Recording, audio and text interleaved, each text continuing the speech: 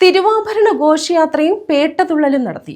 തൃക്കടവൂർ കുരീപ്പുഴ അയ്യങ്കോയ്ക്കൽ ധർമ്മശാസ്ത്ര ക്ഷേത്രത്തിലാണ് ഉത്സവത്തിന്റെ ഭാഗമായി പേട്ടതുള്ളൽ നടന്നത്.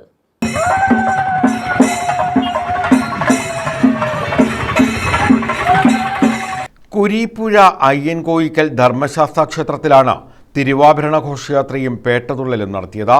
ധർമ്മശാസ്താവിന് ചാർത്താനുള്ള വെള്ളിയങ്കി തൃക്കടവൂർ മഹാദേവ ക്ഷേത്ര സന്നിധിയിൽ നിന്നും താലപ്പൊലിയുടെയും മുത്തുകുടകളുടെയും വാദ്യമേളങ്ങളുടെയും അകമ്പടിയോടെ കീഴ്ക്കോൽമുക്കിൽ എത്തിച്ചേർന്നു.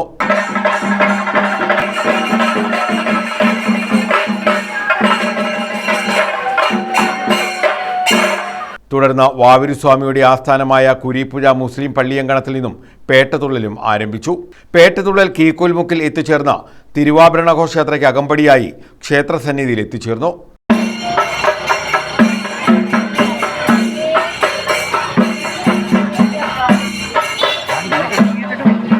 തുടർന്ന് തിരുവാഭരണം ചാർത്തി ദീപാരാധനയും നടത്തി.